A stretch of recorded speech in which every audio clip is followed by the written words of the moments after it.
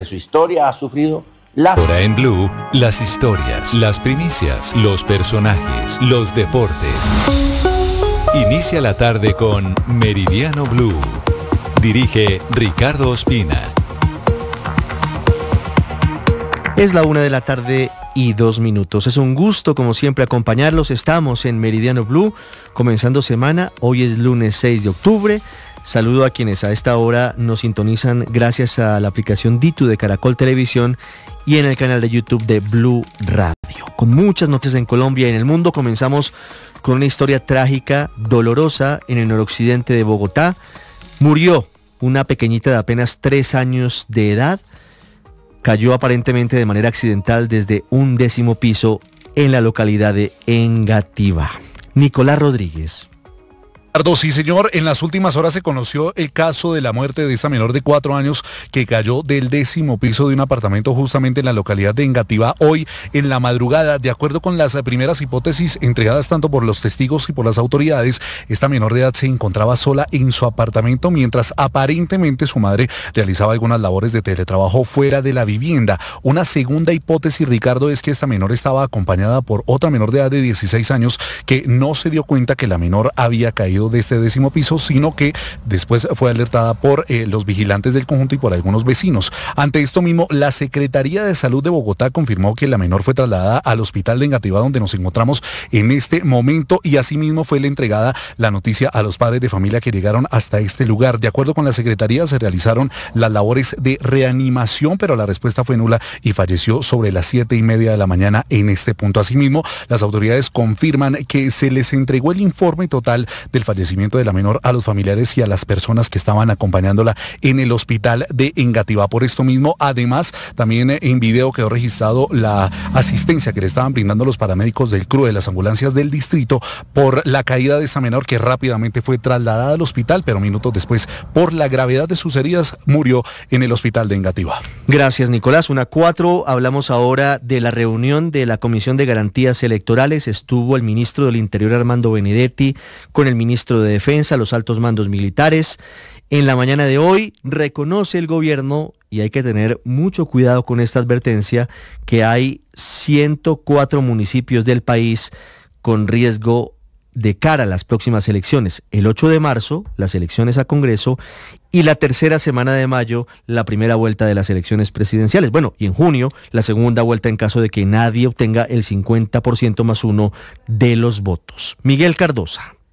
Buenas tardes. Hace minutos el encargado de confirmar la cifra de 104 municipios en riesgo electoral fue el ministro del Interior, Armando Benedetti, quien señaló que se trata de zonas que tienen problemas de orden público, donde hay cultivo de coca. Esencialmente se refirió al menos a 5 departamentos. Allá arriba en el Catatumbo, en norte de Santander, abajo en López de Micay, el Plateado, que es Cauca, Nariño y el sur del Valle del Cauca, y algo en Chocó, pegado a lo que es Magdalena Medio.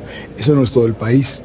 Esos son algunos municipios. Pero Benedetti también rechazó la forma como se ha informado sobre las regiones con riesgo electoral. Dice que la Defensoría del Pueblo ha cometido errores en sus cifras porque, según él, están hechas con base en denuncias. Sobre las diferencias con el ministro de Justicia, Eduardo Montealegre, por la pelea en un chat interno de ministros, Benedetti señaló que por medio del magistrado Julio César Ortiz se acordó hacer las paces. 1:05, voy a Barranquilla. Increíblemente, 2 semanas después, sigue creciendo la tragedia por el consumo de licor artesanal adulterado. Lo conocen en algunos sectores populares de la costa Caribe como cococho. Finalmente había sido fabricado con metanol. Ya son 15 los muertos. En las últimas horas, otros 2 fallecimientos confirmados por la Secretaría de Salud del Distrito de Barranquilla. Vanessa Saldarriaga. Ricardo, se trata de Aníbal Enrique Rivero Brochero y Giovanni del Valle Suárez, 2 hombres que fueron hospitalizados el pasado 23 de septiembre en la unidad de cuidados intensivos, uno del Hospital Barranquilla y otro del Camino de Alita de Char, y ambos fallecieron en las últimas horas producto de las afectaciones que les generó esta intoxicación con cococho, o en palabras castizas, de la mezcla de agua con alcohol industrial. En el caso de Giovanni, quien es oriundo de Venezuela, sus familiares reconocieron a las autoridades que era un frecuente consumidor de ese tipo de bebidas y que que para esto visitaba asiduamente el sector del boliche, donde compraba entre 2.000 y 13.000 pesos este producto, mientras que para el caso de Rivero Brochero es muy poca la información que se tiene, pues ni siquiera las autoridades disponen de su número de identidad, ni tampoco su edad, y así a su vez tampoco han podido establecer contacto con alguno de sus familiares. De acuerdo con el reporte que actualiza la Secretaría de Salud, todavía hay 6 personas más en cuidados intensivos muy graves y que permanecen además otros 4 más bajo observación. Esto es una crisis que desafortunadamente ya deja 15 personas fallecidas en Barranquilla, mientras que las autoridades siguen reportando operativos en contra del licor adulterado. Ricardo. Unas 07 en las próximas horas serán deportadas de Israel hacia Jordania las 2 colombianas detenidas porque formaban parte de la tripulación de la flotilla Sumut que intentaba llevar ayudas humanitarias a la Franja de Gaza. Desde Jerusalén, Catherine Ávila de Blue Radio.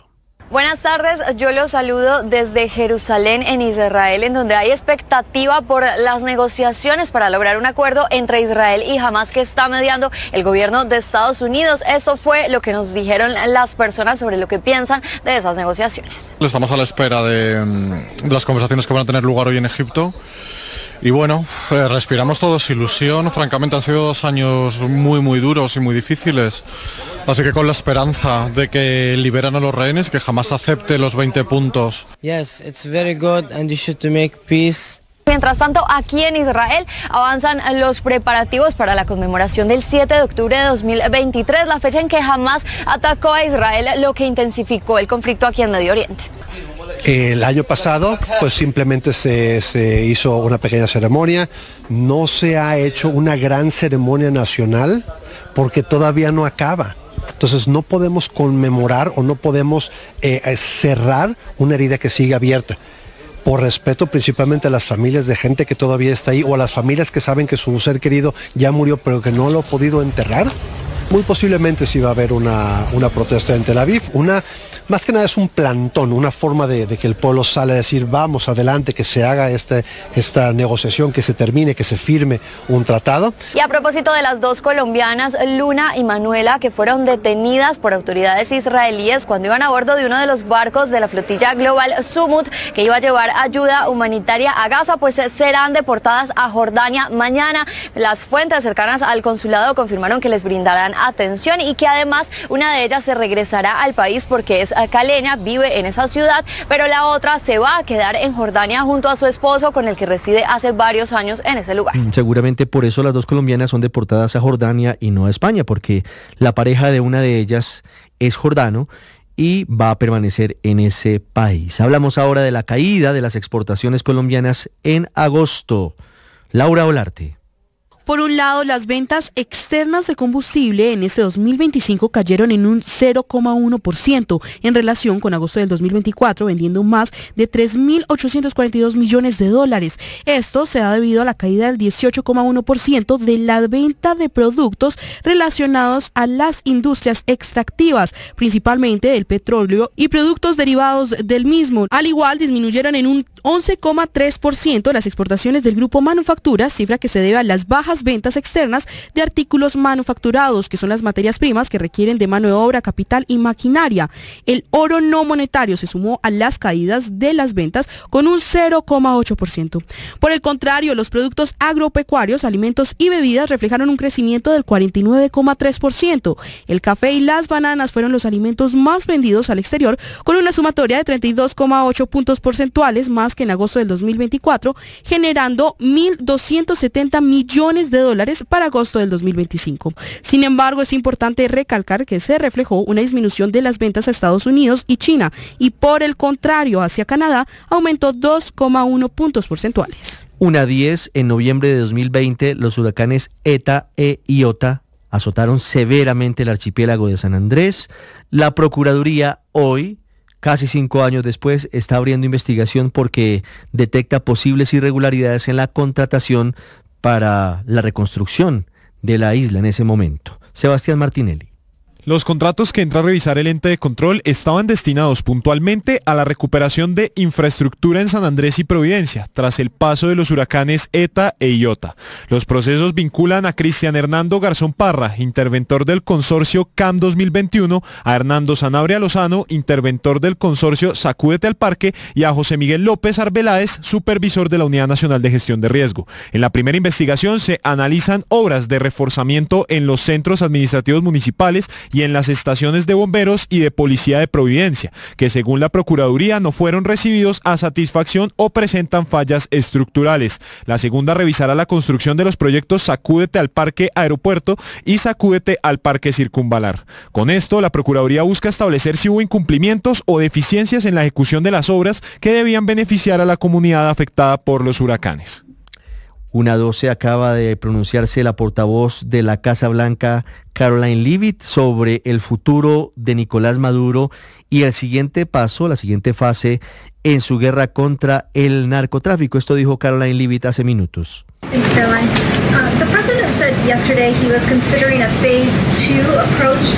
No entraré en propuestas específicas consideradas por el presidente Donald Trump, pero hemos sido muy claros en que Maduro es ilegítimo.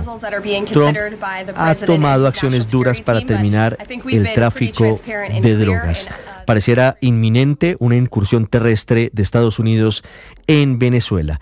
Y hablando de noticias del mundo, les contamos cuáles fueron las duras declaraciones del Vaticano sobre el conflicto en Gaza, la amistosa llamada del presidente Trump con Lula, la guerra en Ucrania y la crisis política en Francia. Duró muy poquito el nuevo primer ministro. Lo último en el mundo, César Moreno. Hola, muy buenas tardes. En uno de los pronunciamientos más duros del Vaticano sobre la Franja de Gaza y el conflicto con Israel, el secretario de Estado del Vaticano, el cardenal italiano Pietro Parolin, considera que el ataque del 7 de octubre del 2023 de Hamás es una masacre indigna e inhumana, pero agrega que incluso la legítima defensa debe respetar el principio de proporcionalidad y que la guerra resultante ha tenido consecuencias inhumanas. Parolin, que dirige la diplomacia vaticana, avaló las movilizaciones pro-palestinas por todo el mundo y criticó a los gobiernos diciendo que, abro comillas, me parece evidente que la comunidad internacional se ve por desgracia impotente y que los países en condiciones de influir verdaderamente en la situación no lo han hecho para detener la carnicería en marcha. Vamos a la otra guerra. El Ministerio de Defensa de Rusia afirmó que derribó 251 drones ucranianos durante la madrugada de hoy lunes, una de las cifras más altas desde el inicio del conflicto en febrero del 2022. En Taupse, una estación balnearia rusa del Mar Negro en la región de Krasnodar, en el sur, los drones impactaron una refinería de petróleo provocando un incendio en el que resultaron 2 personas heridas. Y en la región de Belgorod, a fronteriza con Ucrania, 5.400 personas siguen sin electricidad después de ataques con misiles y drones. Por su parte, las autoridades ucranianas reportaron 5 muertos en bombardeos rusos en Zaporilla y en Leópolis. Esto es en el extremo occidental del país y que llevaron a Polonia a movilizar sus aviones para proteger su espacio aéreo. Sigamos allí en Europa porque el primer ministro de Francia, Sébastien Lecornu, presentó su renuncia al presidente del país, Emmanuel Macron. Esta dimisión le convierte en el jefe del ejecutivo más breve de la historia de Francia, 27 días. Macron le dio entonces 48 horas para llegar a acuerdos con los partidos y evitar unas elecciones legislativas anticipadas. Y por último, estoy aquí en el vecindario. Los presidentes de Brasil, Luis Ignacio Lula da Silva, y de Estados Unidos, Donald Trump, hablaron por teléfono, intercambiaron sus números personales y durante la conversación de tono amistoso y que le encantó a Trump y duró solamente 30 minutos, Lula pidió a Trump la eliminación de los aranceles a los productos brasileños y las medidas restrictivas contra autoridades brasileñas, por ejemplo, el juez Alexandre de Moraes, que fue quien condenó a Jair Bolsonaro. Trump había impuesto un arancel de 50% en represalia por esa supuesta caza de brujas contra Bolsonaro, que es aliado de Trump. 1:15. En segundos vamos a Dallas, a Texas, en Estados Unidos, don Octavio, porque empieza el ciclo preparatorio de la selección colombiana de fútbol de mayores de cara a la Copa del Mundo del 2026. Qué chévere se siente saber que estamos clasificados a la Copa del Mundo. Octa, buenas tardes. Se siente muy chévere, sí, la verdad. Perdón, disculpas con los hermanos venezolanos, pero estamos, se siente un fresquito. Hace 4 años estábamos por fuera y y no es yo siento esta clasificación como mía. Pero por supuesto, bienvenido, pero claro que sí, es suya también. Vamos a hablar en un rato de eso, Richie, con las buenas tardes y el saludo para todos, porque además hay novedades con respecto a la selección Colombia, que tiene una primera baja por lesión, el caso de Jerry Mina, que no estará en esa doble jornada de partidos amistosos que se van a jugar en los Estados Unidos. Ya en un momento vamos a tener el informe. También vamos a hablar del fútbol colombiano, de lo que dejó la fecha del fin de semana y lo que va a ser el partido del día de hoy. También estaremos hablando de todo lo que hay alrededor del fútbol en las próximas horas, porque se van a jugar amistosos y partidos oficiales en el resto del mundo, también el béisbol de las grandes ligas, muchas novedades con respecto a deportistas colombianos, Copa Libertadores femenina, todo por supuesto acá en Minutos en los Deportes en Meridiano Blue.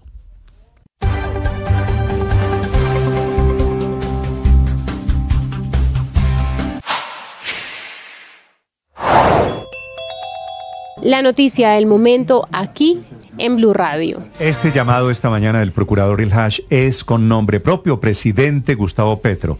Todo su gabinete, hasta el más humilde de los funcionarios, para que no participen en política. Esto quiere decir, podrían venir sanciones de la Procuraduría para funcionarios que participen en política. Por esto me parece que este llamado de esta mañana o advertencia del procurador es tan importante. Colombianos todos y servidores públicos. Esta hora en Meridiano Blue. Hace 13 meses, los mismos terroristas, el ELN, había lanzado atentados contra la misma base en Puerto Jordán, base militar en el departamento de Arauca, muy cerca del municipio de Tame. Repitieron la dosis en las últimas horas, causaron la muerte de un militar, dejaron otros 7 heridos. En medio de la confusión, el ejército está aumentando sus operaciones en esa zona, de nuevo limítrofe con Venezuela. Vemos las imágenes del incendio, de la destrucción dejada por el ataque terrorista de los mismos de siempre.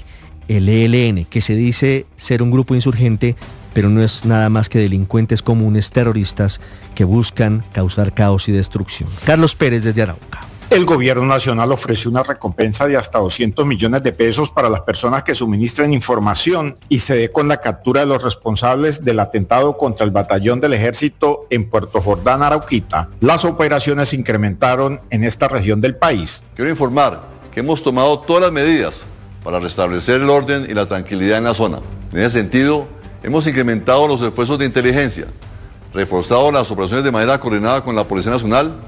De manera articulada igualmente, hemos tomado medidas con las autoridades locales para ofrecer recompensas. El presidente de la Comisión de Paz de la Asamblea Departamental le exigió al ministro de la Defensa para que venga a Arauca. Invito al ministro de Defensa a que venga, a que así como estuvo en Yopal recibiendo sombreros y reconocimientos, venga aquí al departamento de Arauca y conozca de fondo lo que estamos viviendo y lo que tenemos que enfrentar los ciudadanos y los dirigentes políticos en medio de una guerra. El gobierno departamental de Arauca le hizo un llamado al gobierno nacional para que reactive la mesa de diálogos con el ELN. Se active lo más pronto posible esa ruta hacia el diálogo, que es el único camino que tenemos para desescalonar este conflicto. Y a los grupos armados manifestarle nuestra solicitud reiterada para que se escalone el conflicto de una vez por todas en este territorio. Los 6 militares heridos se recuperan en un hospital de Yopal en el departamento de Casanare. Se recuperan mientras tanto en Yopal, Casanare, los heridos, nos decía Carlos Pérez, luego de este atentado terrorista. Hablamos con los altos mandos militares de la zona. Nicolás Rojas. El general Jaime Alonso Galindo, comandante de la 8ª División del Ejército Nacional, dio detalles del atentado terrorista del ELN contra la base militar de Puerto Jordán en Arauca. Señaló que morteros del ELN fueron instalados a 1 kilómetro de distancia del batallón. Lanzaron tatucos que impactaron el alojamiento de los soldados, donde murió el soldado José Henry Ceballos Moreno, quien llevaba 13 años de servicio en la institución. Fue objeto de un ataque con morteros. Una granada de mortero fue disparada a una distancia superior de 1 kilómetro, a kilómetro 200 metros, y desafortunadamente impactó en una de las alas de un alojamiento que se encuentra en el cantón militar. Y aquí estaban trabajando unos soldados en este punto y fueron afectados de manera lamentable. Hay 7 uniformados heridos que están fuera de peligro. 2 de ellos tienen heridas graves por quemaduras en la cara y en el pecho. Hechos lamentables, fueron evacuados de manera inmediata por nuestra aviación del Ejército Nacional. Fueron llevados por un equipo especializado de salvamento directamente al Hospital El Oro, el Hospital de la Orinoquía, en Yopal Casanare, donde están siendo atendidos en este momento. Son 200 millones de pesos de recompensa que ofrece el ejército por información que lleve a los responsables del ataque. Sin embargo, organismos de inteligencia del Estado señalan de ordenar esta ofensiva contra la fuerza pública a alias Antonio García, Pablo Beltrán y alias Pablito. 1:21, cambiamos de tema, hablamos de las advertencias que hacen organizaciones muy serias sobre lo que habría detrás de la tregua, aparente tregua entre dos bandas criminales en la ciudad de Barranquilla, los Pepes y los Costeños. Organizaciones consideran que esta puede ser una forma de presionar al gobierno del presidente Gustavo Petro. Cristian Correa. Ricardo, y es que efectivamente la situación de seguridad en Barranquilla es crítica. Uno de los tanques de pensamiento más importantes del país, la Fundación Ideas para la Paz, destaca que en el año 2024 la ciudad cerró con 487 homicidios y señalan además que detrás de esta tregua entre los Pepes y los Costeños podría estar una forma de presión hacia el gobierno nacional para que inicie formalmente la mesa de este diálogo sociojurídico con estas bandas criminales en medio de los conocidos diálogos urbanos que ya se adelantan a través de la paz total. Pues Catalina Miranda es la encargada de las dinámicas de seguridad de este tanque de pensamiento y advierte también sobre las necesidades que tiene que tener claras antes de esas conversaciones el gobierno nacional. Yo creo que son dos advertencias. La primera es que un escenario de diálogo no implica necesariamente que se reduzcan las capacidades de persecución penal y las capacidades policivas, porque lo que nosotros hemos analizado en estos contextos de la paz total, sobre todo de la paz urbana, es que una negociación de paz no implica necesariamente una reducción sostenida y a largo plazo de rentas ilícitas que también generan violencia. Otro de los puntos que destaca también la Fundación Ideas para la Paz es que el gobierno nacional necesita robustecer su equipo antes de iniciar estas conversaciones. Necesitan dejar las líneas rojas claras para saber hasta qué punto pueden llegar los negociadores y también hasta dónde serán los límites que tengan estas bandas criminales ante los escenarios de otros diálogos urbanos donde ya estos grupos se han fortalecido en medio de las conversaciones, Ricardo. Hablando de bandas criminales, Cristian, hablamos de lo que está pasando en Medellín, que pareciera que de nuevo es epicentro de mafias internacionales. No es casualidad que en los últimos días se haya producido la captura de varios capos de los choneros, es decir, de los narcos ecuatorianos. Ni tampoco es casualidad que haya sido asesinado un capo europeo que tenía pasaporte ecuatoriano. Algo está pasando en Medellín. Alfonso Cárcamo.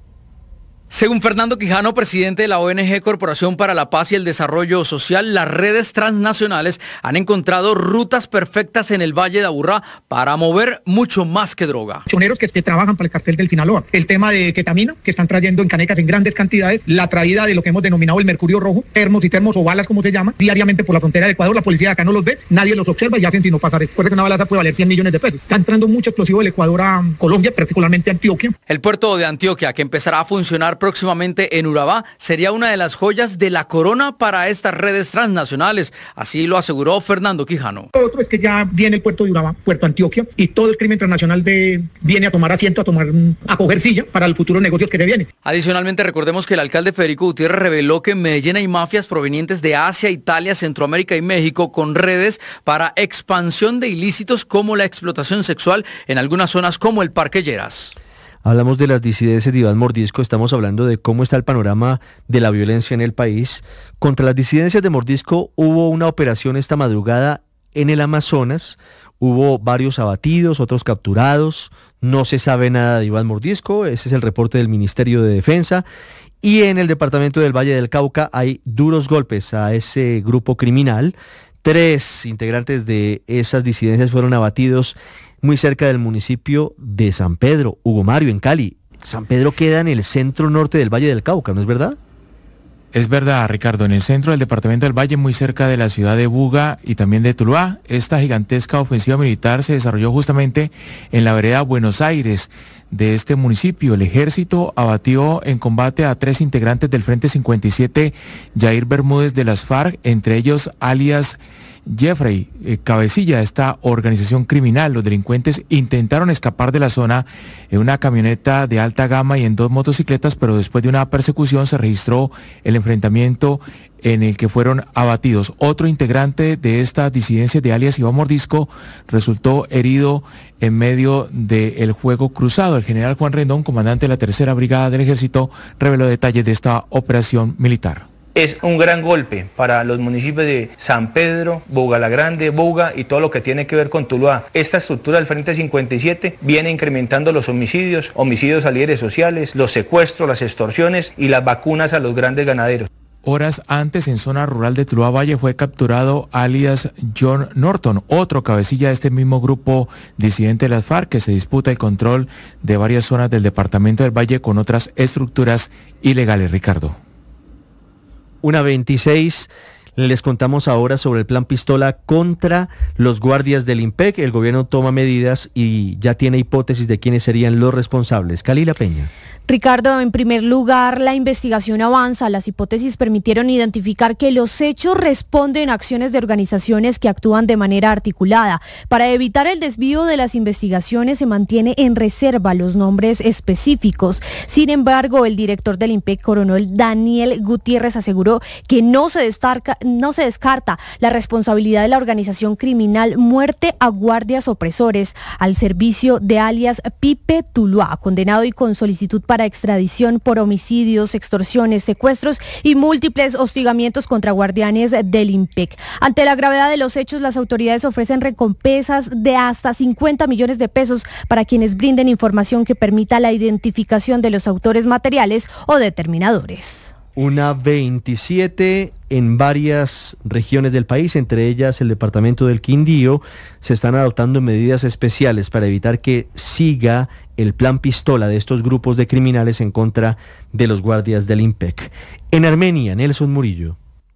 En Armenia, después que dispararon contra un dragoneante que iba en su carro, las autoridades reforzaron las medidas de seguridad. El comandante de la policía en el Quindío, coronel Luis Atuesta, así lo confirmó. Cuando ellos están haciendo los relevos, que digamos que son las horas más vulnerables que ellos tienen en el centro carcelario, allí siempre tienen presencia de policía. Estamos coordinando con ejércitos también para que nos apoyen con eso.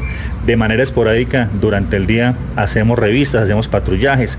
Oscar Roballo, presidente nacional del sindicato Unión de Trabajadores Penitenciarios, confirmó el número de víctimas de estos ataques durante el año y pidió apoyo a las autoridades locales para resolverlo. Ya van 35 muertos. También vemos que hay mucho silencio por parte de los alcaldes y gobernadores. En el caso del ataque de Armenia, hasta el momento se desconoce quién disparó contra el dragoneante del IMPEC.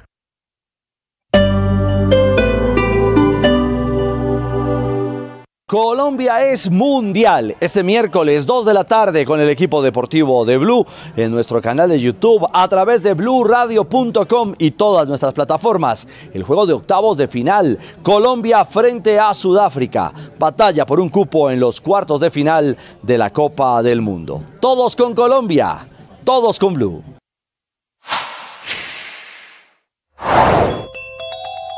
El gobierno nacional volvió a defender el régimen de Nicolás Maduro. En Blue, todos los detalles. La canciller de la República, Rosa Villavicencio, se pronunció una vez más contra la operación militar antinarcóticos de Estados Unidos en aguas del Caribe. Para la ministra de Relaciones Exteriores, se puede realizar diversas acciones contra el narcotráfico sin que mueran los presuntos narcotraficantes. Las declaraciones fueron emitidas por Villavicencio desde la ciudad de Roma. A su juicio, también se afecta a los países de la región porque para este tipo de operaciones hay colaboración militar. La presencia militar en aguas del Caribe pues amenaza a los países de la región, toda vez que hay una colaboración militar y una coordinación para hacer la interdicción a quienes son mafias internacionales de la droga. Siempre se ha incautado y siempre se ha detenido a estas personas sin necesidad de matarlas. La canciller considera que las relaciones con Estados Unidos están tensionadas producto de decisiones unilaterales. Sobre la desertificación, recordó que las implicaciones no han significado afectaciones a la economía. Suscríbase a nuestro canal de YouTube para disfrutar de este y más contenidos. En Blue le ponemos cara a la radio.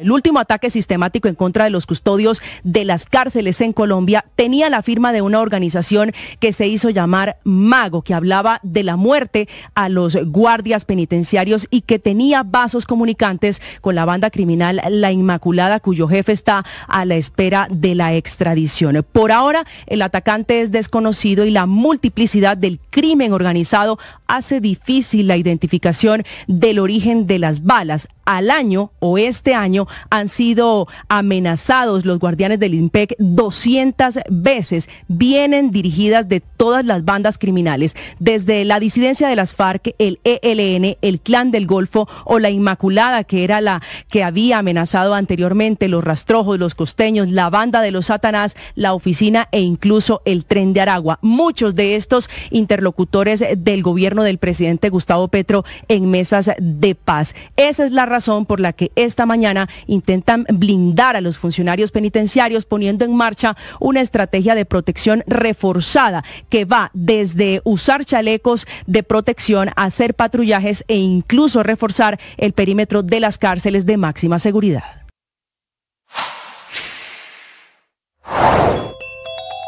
Un soldado muerto y 7 más heridos dejó un atentado del ELN contra una base militar en Puerto Jordán, Arauca. Sobre esto habló el alcalde Miguel Ángel Bastos. Es una confrontación. Deportes, fútbol, ciclismo, béisbol, baloncesto, automóvil, todos en Meridiano Blue. Semana de mucha intensidad, de mucho fútbol, porque va a jugar la Selección Colombia de mayores, también está jugando Selecciones Colombia juveniles que están alrededor del planeta jugando partidos amistosos y oficiales, pero la Selección Colombia de mayores se está reuniendo en este momento en los Estados Unidos previo a lo que será la doble fecha de partidos amistosos frente a México en Arlington y frente a Canadá en New Jersey. Ya está en los Estados Unidos Cristian Marín con todas las novedades del seleccionado nacional, con todas las novedades del equipo de Néstor Lorenzo. Cristian, buenas tardes. Compañeros de Meridiano, ¿qué tal? Cordial saludo para todos. Acá estamos saludándolos desde el sitio de concentración del equipo colombiano en Dallas, Texas, donde durante la semana estará preparando el partido frente a la selección de México. Está en el Marriott, el sitio y el lugar donde ha elegido el cuerpo técnico alojarse para estar plenamente concentrado de cara a estos partidos amistosos. La novedad, bueno, ya todos la conocemos. La salida de Yerry Mina, al final no logró recuperarse de una dolencia que lo estuvo aquejando durante el partido frente al Udinese por el calcio italiano. Trataron de aguantar, trataron de mirar cómo evolucionaba, qué podía arrojar el tema de las radiografías, el tema de las resonancias que se le han practicado, pero finalmente por prevención han tomado la determinación junto con el médico de la Selección Colombia que mejor se quede en su club, que se recupere y seguramente en la gira nuevamente en Norteamérica el jugador Yerry Mina estará formando parte de la Selección Colombia.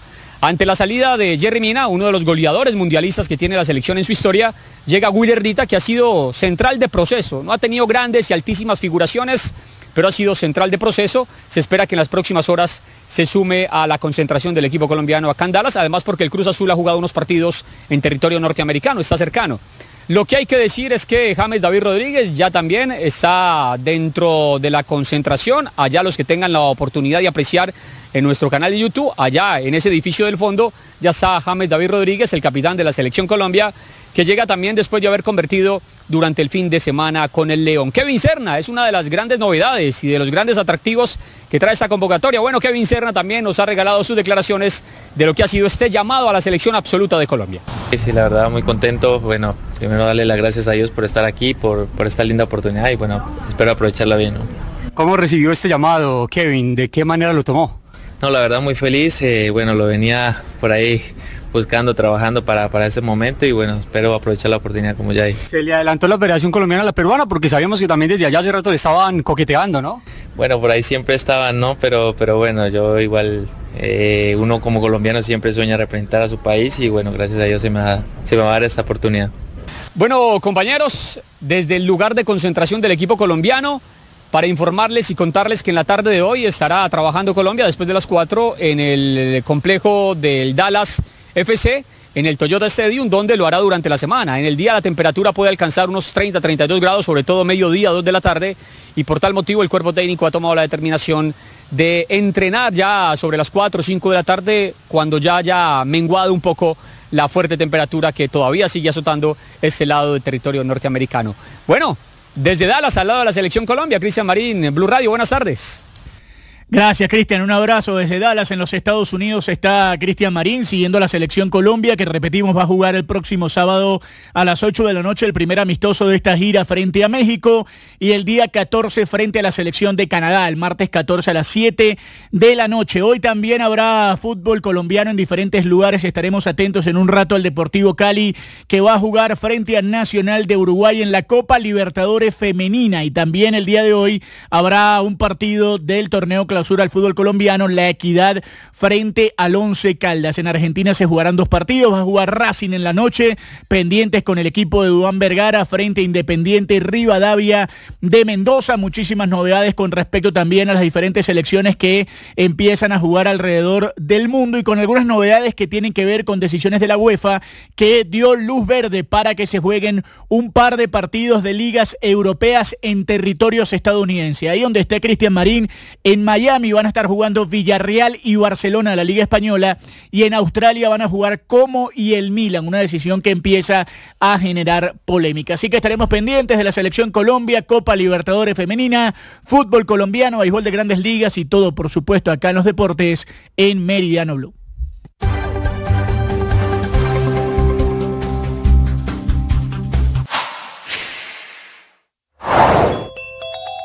Un soldado muerto y 7 más heridos dejó un atentado del ELN contra una base militar en Puerto Jordán, Arauca. Sobre esto habló el alcalde Miguel Ángel Bastos. Es una confrontación que viene hace años, y sobre todo la presencia que hace este grupo armado en la zona en el área de Puerto Jordán, en esa estación militar que tienen ahí, que se tiene ahí en Puerto Jordán. Pues es jurisdicción donde hace más presencia el ELN. 3 de la tarde aproximadamente, un atentado. Nosotros tenemos grupos de Consejo de Seguridad, y por el grupo se conoce ya en horas de la tarde la información oficial. Esperamos más reporte por parte de ellos en el Consejo de Seguridad que se cite el día de hoy para conocer detalles, pero es una zona bastante vulnerable, montañosa, un área de... Esta es información exclusiva de Blue Radio. 1:38, ya voy a hablarles sobre la investigación de los médicos que ganaron el Premio Nobel de Medicina, que es muy importante para llegar a una eventual cura de las enfermedades autoinmunes que están disparadas, que están creciendo en el país y en el mundo. Hay detalles también de lo que está pasando entre Estados Unidos y Venezuela, pero antes les hablamos de lo que está pasando en la Comisión de Acusación de la Cámara de Representantes con la investigación preliminar por cuenta de las presuntas irregularidades en la financiación de la campaña del presidente Gustavo Petro en el 2022.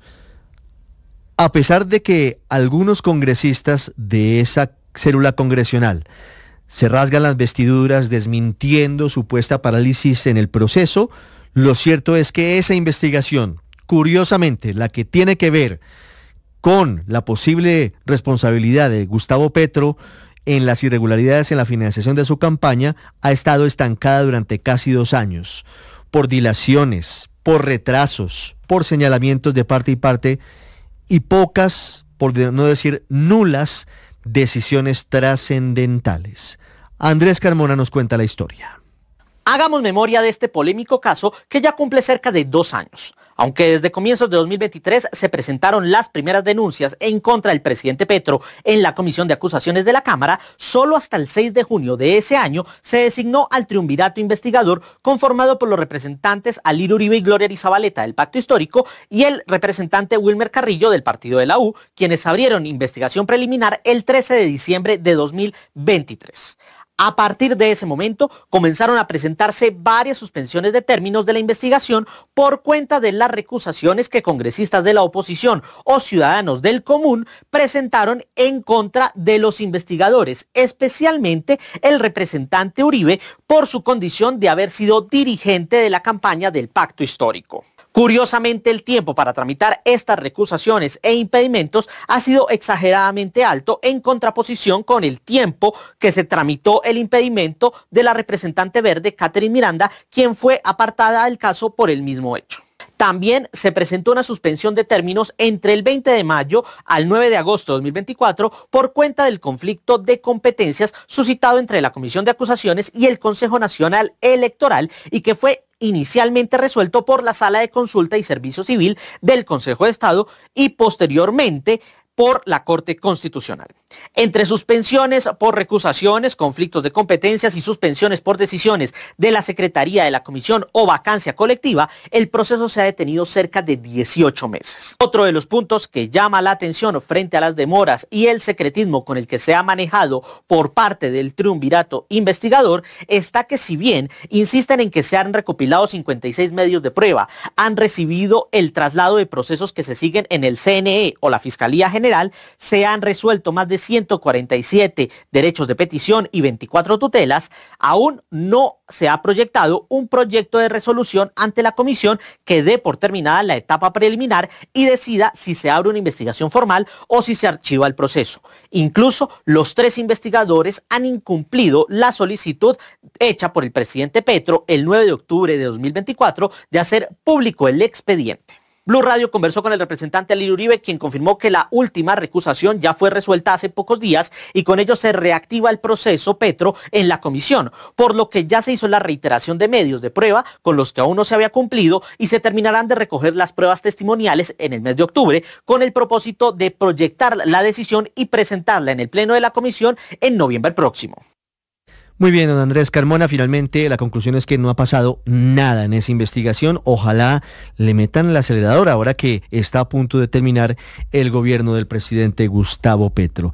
Y les hablamos ahora de otra polémica, esta vez en la Fiscalía por una resolución que busca reorganizar la Dirección Especializada contra la Corrupción. La Fiscalía dice que busca ampliar a las regiones la lucha en contra de ese flagelo, habló de la corrupción, destaca sus bondades, pero hay otras voces internas que dicen que aquí podría haber favoritismos y falta de consenso en los cambios. Kalila Peña. Ricardo, la resolución 376 de 2025 crea 5 regionales especializadas con presencia en distintas zonas del país, integradas por 31 fiscales y sus respectivos equipos de trabajo del CTI y la DIJÍN. Según la Fiscalía, el objetivo es descentralizar las investigaciones y fortalecer la lucha contra los delitos de corrupción que afectan la administración pública. Sin embargo, no todos dentro del organismo están de acuerdo. Algunos funcionarios aseguran que la medida se adoptó sin consenso y que los criterios usados para los traslados, como la experiencia y la idoneidad, podrían esconder presuntos favoritismos. Uno de los puntos más polémicos tiene que ver con la unidad de delitos electorales, que al parecer se redujo a solo 3 despachos. Desde la Fiscalía aclaran que en realidad pasará de 5 a 7 fiscales con presencia en varias ciudades. Sin embargo, los funcionarios aseguran que esta ampliación no aparece claramente en el documento oficial que fue enviado. Entre tanto, los funcionarios advierten que los traslados podrían generar demoras en los casos por las tutelas y recursos de reposición interpuestos por quienes se oponen, además de dificultades logísticas en su reubicación. Estos posibles retrasos, la Fiscalía no los considera al proponer un sistema de repartos aleatorio y automático que supuestamente garantiza que no habrá inactividad. La entidad, por su parte, sostiene que los casos de alto impacto como las chuzadas Amarel Bismesa y los procesos relacionados con recursos de campañas políticas seguirán bajo el control de los fiscales del nivel central para evitar prescripciones. Pese a estos argumentos institucionales, el malestar interno persiste. Recorramos el mundo en Meridiano Blue. Hablamos de las negociaciones en Egipto entre Israel y Hamas para poner fin a la guerra y para lograr la liberación de todos los secuestrados. Empezaron también las deportaciones de los activistas de la flotilla Sumud. Entre ellos, recuerden ustedes, en las próximas horas serán deportadas a Jordania las 2 colombianas. Silvia Carrasco desde Londres. En la ciudad egipcia de Sharm el Sheikh, las delegaciones de Israel y Hamás, encabezadas respectivamente por Ron Dermer, que es ministro de Asuntos Estratégicos del gobierno israelí, y Khalil al-Haya, que es jefe político de Hamás, iniciaron reuniones técnicas mediadas por representantes estadounidenses como Steve Witkoff y representantes de países árabes como Qatar y Egipto. Esta primera fase se enfoca en aspectos logísticos para implementar el plan de paz de 20 puntos propuesto por el presidente Donald Trump, que incluye el alto al fuego, la retirada gradual del ejército israelí y el intercambio de rehenes israelíes por prisioneros palestinos. El plan estipula que Hamás libere 48 rehenes israelíes, aproximadamente 20 de ellos estarían con vida, a cambio de la excarcelación de cerca de 1.950 presos palestinos. Además, se busca garantizar ayuda humanitaria y sentar las bases para futuras negociaciones políticas, aunque Netanyahu ya ha descartado la creación inmediata de un Estado palestino, uno de los puntos más controversiales. Sobre los activistas de la interceptada flotilla Global Sumud, Israel deportó a 171 activistas internacionales, incluyendo a Greta Thunberg. Muchos de los prisioneros liberados denuncian maltratos físicos y psicológicos. Así lo relata uno de los activistas españoles tras ser deportado. Los maltratos físicos y psicológicos han sido repetidos durante todos estos días. Nos han golpeado, nos han arrastrado por los suelos, nos han vendado los ojos, nos han atado de pies y manos, nos han metido en jaulas. En cualquier momento que uno llamara a algún policía o algún guardia, se arriesgaba a que entraran, como entraron en muchas de nuestras celdas, incluida la mía, 7 personas o más, armadas hasta los dientes, apuntándonos con los fusiles a nuestras cabezas, con perros dispuestos a atacarnos. Todavía hay unos 138 activistas encarcelados, 42 de ellos no aceptaron los cargos y permanecen en huelga de hambre como protesta por la situación que viven. El plazo no será indefinido en las negociaciones de Sharm el Sheikh, el bellísimo balneario egipcio. Por eso el presidente Donald Trump está ejerciendo presión para que avancen rápidamente hacia la liberación de secuestrados por parte de Hamás. La advertencia, dice él, es que de lo contrario aceptará la obliteración, es decir, borrar del mapa a Hamás. En Washington, Juan Camilo Merlano. 2 son los representantes de Estados Unidos en la mesa de negociaciones en Egipto, el enviado especial Steve Witkoff y el yerno del presidente Trump, Jared Kushner. El mandatario, por un lado, pide a las partes que se muevan rápido, de lo contrario ocurriría, según Trump, un derramamiento de sangre masivo. Pero por el otro lado, dice que las conversaciones van bien. We had some very good meetings.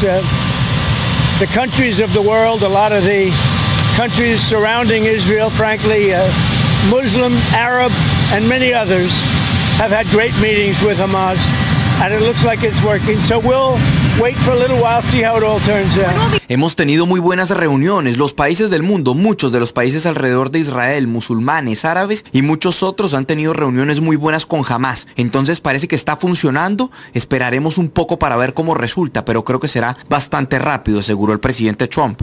Recordemos que como parte del plan de 20 puntos de Trump se establece la liberación de secuestrados y la retirada de las tropas de Israel desde la Franja de Gaza en 3 fases, así como también el establecimiento de un gobierno transitorio en Gaza sin participación de Hamás ni la Autoridad Nacional Palestina. Esos puntos los aceptó Hamás, pero no dijeron nada del desarme o llamado a la desmilitarización. Entre tanto, el secretario de Estado Marco Rubio dijo que no podrá haber paz si sigue existiendo la amenaza de Hamás. 1:48 minutos. Hablamos ahora de el único rehén colombiano secuestrado por Hamás hace 2 años.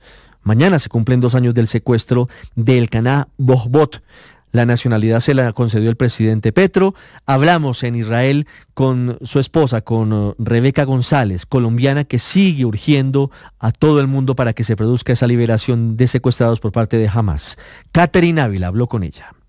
Esta fue la última foto que la colombiana Rebeca González se tomó con su esposo Elkanah Bohbot, secuestrado por Hamás el 7 de octubre de 2023. Es como la canción de Bad Bunny, debí haber tomado más fotos de cuando te tuve, debí haberte dado más besos las veces que pude. Mi esposo sonríe, mi niño sonríe y yo estoy seria en la foto. Porque, no sé, ya sabes, la pareja. Y llego, estoy enojada. Está la foto, está seria y luego en esa misma boda hay varias fotos en las que ya estamos bien, nos estamos dando besos, o sea, y yo digo como, las peleas son tan necesarias, tan normales, pero lo más importante es la unión, lo más importante es la familia. El Cana Bohbot es uno de los 48 israelíes que sigue secuestrado por Hamas en Gaza. Fue secuestrado en este lugar en donde se realizó el concierto Supernova el 7 de octubre de 2023. Terroristas llegaron hasta aquí para asesinar a más de 365 personas de las 5.000 que asistieron. La familia del Cana y su hijo, que ahora tiene 5 años, lo siguen esperando en casa. En este momento todo mi focus está en que Dios, mediante el plan que hizo Trump para terminar esta guerra aceptada por el primer ministro Benjamin Netanyahu, que sea la puerta, que sea ya el fin de la guerra, el regreso de todos los secuestrados y el fin de todo este caos. Con el acuerdo que propuso el gobierno de Donald Trump para Israel y Hamas, el Cana sería liberado en las próximas horas. Mientras tanto, su esposa Rebeca González, colombiana, sigue tocando las puertas del gobierno nacional. Una carta por medio de la embajadora que se encuentra en Qatar, la embajadora de Qatar de Colombia, para el presidente, donde le recuerdo que tenemos a El Cana con ciudadanía colombiana, donde le ruego que no olvide la causa de que mi esposo sigue secuestrado y que esto también es una prioridad. Le hablo de mi situación como madre, como madre de rehén. Le hablo de la situación de salud de la madre del Cana, que tiene metástasis en tres órganos de su cuerpo, de que el reloj está ahora está en cuenta regresiva, de que el Cana logre regresar y alcanzar a abrazar a su mamá. Su esposa durante estos 2 años ha asistido a foros, ha dado entrevistas, se ha reunido con presidentes para pedir su liberación. Mientras tanto, el Cana está secuestrado en un túnel bajo tierra. Han pasado 2 años, pero su familia sigue con la esperanza de que llegue a casa. Y en la guerra de Colombia, Catherine, antes de la pausa, el Hospital Regional de la Orinoquía S en Yopal acaba de entregar el más reciente parte médico sobre los 6 soldados heridos por el atentado terrorista del ELN en Puerto Jordán este domingo. José Alberto Tobar Pulido está recibiendo atención por múltiples lesiones ocasionadas por el impacto del artefacto explosivo. Presenta heridas en mano, cabeza, tórax, abdomen y extremidades. Está siendo atendido por el equipo de cirugía plástica y permanece estable bajo observación y cuidado continuo. El sargento Edwin Santiago Marín presenta lesiones en la zona frontal y craneal que están siendo valoradas por el equipo de neurocirugía. Está hospitalizado con tratamiento y vigilancia médica permanente. El sargento Robinson Rojas García recibe atención por heridas en el cuello, cabeza, tórax y abdomen. Presenta afectaciones auditivas y está acompañado por un equipo interdisciplinario. El soldado Isaac David Salgado es un paciente con lesiones en cabeza, tórax, abdomen y extremidades, además de afectación ocular, estable, con manejo por urgencias y pendiente de valoración por oftalmología. El soldado Jonathan Steven Rengifo presenta heridas en miembros inferiores y abdomen con sospecha de fractura, estado estable y manejo por urgencias. Y el soldado Zair Alexander Lucumí, atendido oportunamente, fue afectado por el contacto con material explosivo y fue dado de alta en las últimas horas con seguimiento ambulatorio.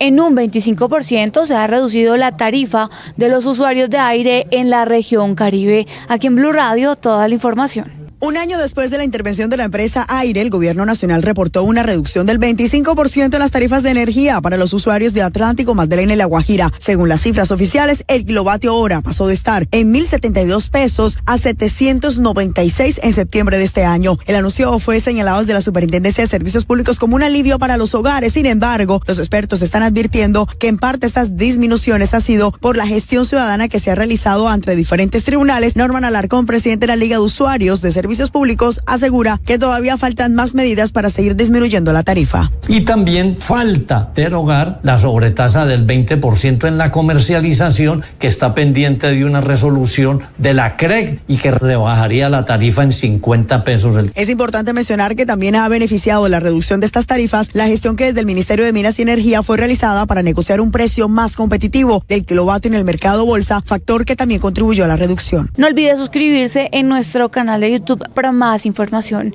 En Blue le ponemos cara a la radio. En Mañanas Blue, Luis Carlos Mejía, padre del soldado que murió en Curumaní, Cesar, rechazó las declaraciones que ha hecho el presidente Gustavo Petro alrededor de la... Comenzó a funcionar hoy oficialmente el sistema de transferencia de transacción entre cuentas breve. Víctor Grosso.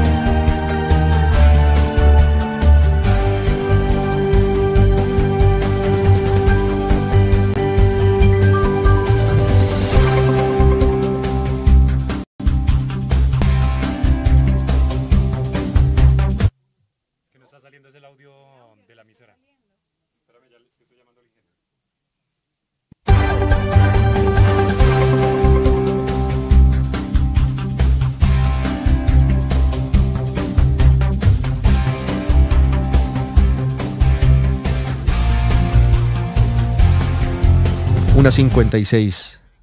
Gracias, don Víctor. La defensora del pueblo hizo una advertencia sobre la mesa de negociación del gobierno con los ex jefes paramilitares. Cristian Correa. Sí, Ricardo, está haciendo la advertencia frente a la propuesta del gobierno para vincular a esos ex jefes paramilitares en los procesos de verdad. Dice que podría politizar el dolor de las víctimas y debilitar la justicia transicional.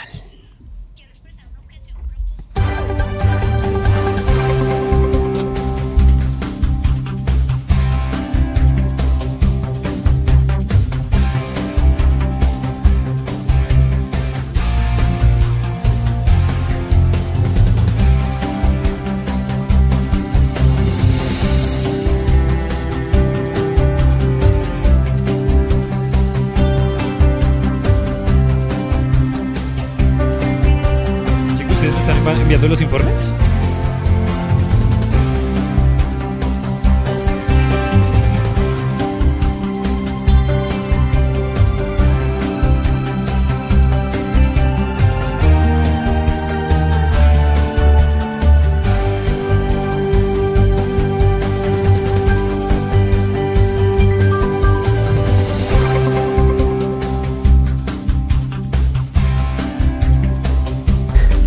Unas 57 minutos. Esta es la advertencia del procurador Gregorio El Hash. Llega el blog deportivo. Feliz tarde para todos.